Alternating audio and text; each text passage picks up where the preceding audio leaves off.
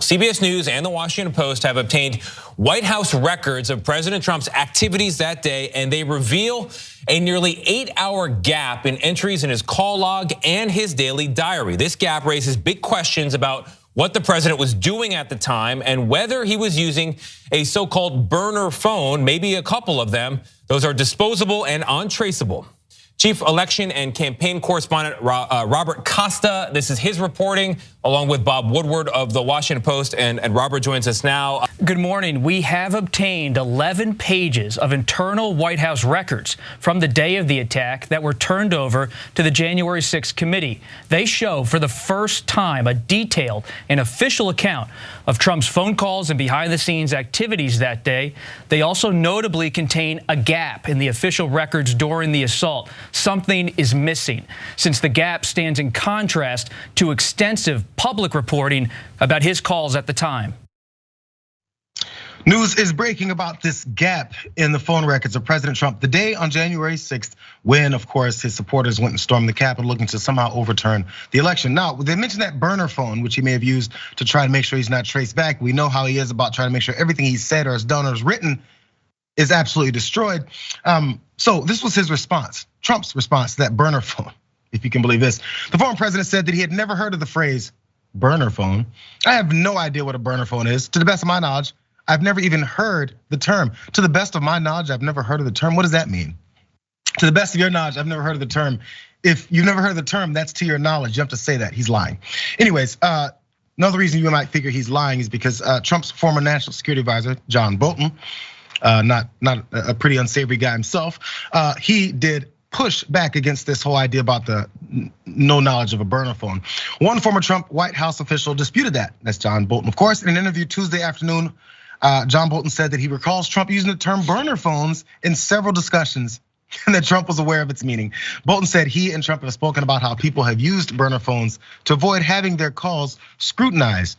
Weird how that might work. He also hadn't heard of papers being ripped. He's never heard of crumbling. He's never heard of toilets. He's never heard of flushing. None of those things Donald Trump has heard of.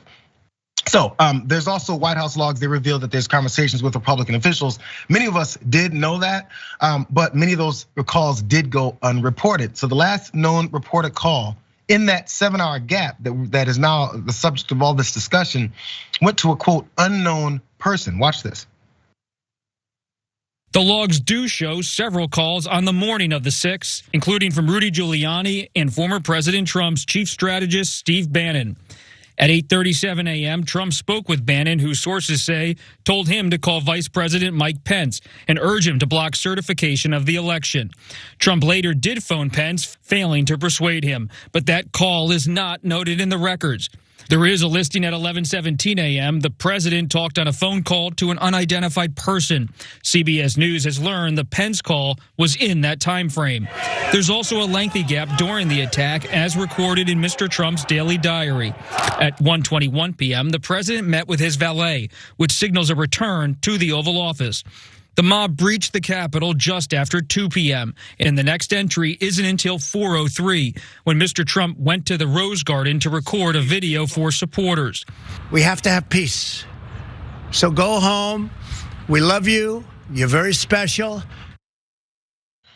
As we continue to find exactly what happened and when and who was spoken to, there is some reports about what Trump did say to Pence, as you mentioned in that video there, in that unmarked call. Here's some of the details here. Trump's final call with Pence was not listed in the call logs, even though multiple people close to both men said that the call occurred sometime in the late morning before Trump headed to the Save America rally at the Ellipse. During their conversation, Pence told Trump, "When I go to the Capitol, I'll do my job and not block Biden's certification," which enraged Trump, and that's according to Peril. Trump said, "Mike, you can do this. I'm counting on you to do it. If you don't do it, I picked the wrong man 4 years ago," he added, according to that book as well. And he said, "You're gonna wimp out."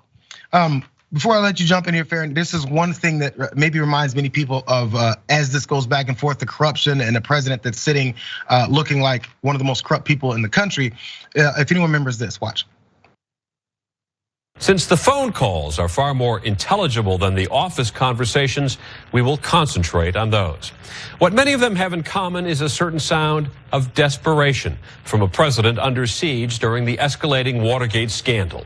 The most enduring mystery of the Watergate saga is an 18.5-minute gap on a conversation between President Nixon and his chief of staff, H.R. Haldeman, just 3 days after the Watergate break-in. All you hear on the tape is hiss, hum, buzzes, and clicks.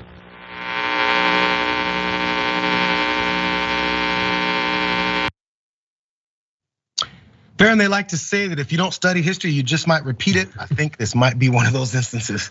Oh, absolutely. And there's several interesting things that I think we still need more answers to as well, including, okay, John Bolton comes out and he says, oh no, absolutely, Trump and I had multiple conversations about burner phones. Well, all right, well, hold up, back it up there just a second there, Mr. Bolton. Why? Why were there conversations about burner phones taking place inside the White House? That alone is like, all right, major red flag there. But secondly, yeah, we definitely know Trump was making phone calls. That guy is on his phone 24/7. So we have, admissions from lawmakers. Jim Jordan says, yeah, I talked to the guy that day. Okay, we know that. I believe Mark Meadows did as well, the conversations with Pence.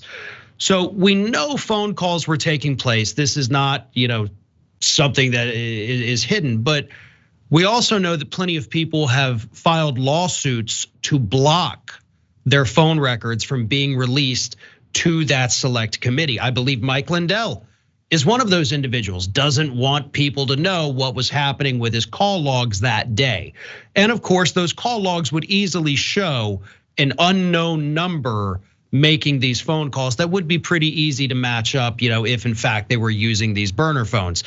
They're relatively untraceable, but it's not impossible. And those phone records to the people that were receiving the calls would absolutely tell those stories. So I think that's where the committee needs to focus. And at this point as well, anybody that was inside the White House that day, in my opinion, is suspect right now.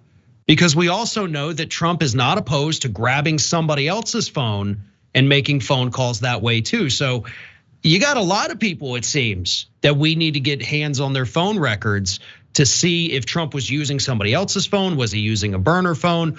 What exactly was going on? There's a lot of answers that need to be had, and the committee could get these, but it'd be a lot easier if Merrick Garland would do something to make that a little easier. Crazy how that works. I think enough of us know how the progression of tracing someone's phone calls specifically to a crime. Many things have been solved because of how cell phones, even in situations where someone's moving, it dings and it tells where they were and if it matches up with their alibi. This is even easier than that. I would assume. There's just phone records, and if you didn't do anything wrong, what are you concerned about? I feel like I say it every day. If you didn't do anything wrong, I feel like they always say this.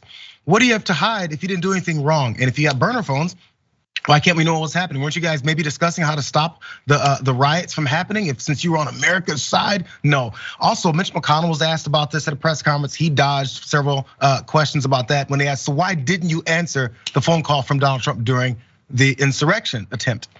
And he said, well, the last time I spoke to Donald Trump, yeah, he didn't want to talk about it. There's a reason when people openly dodge questions is because they don't want to give you the answer. It's easier than you could imagine.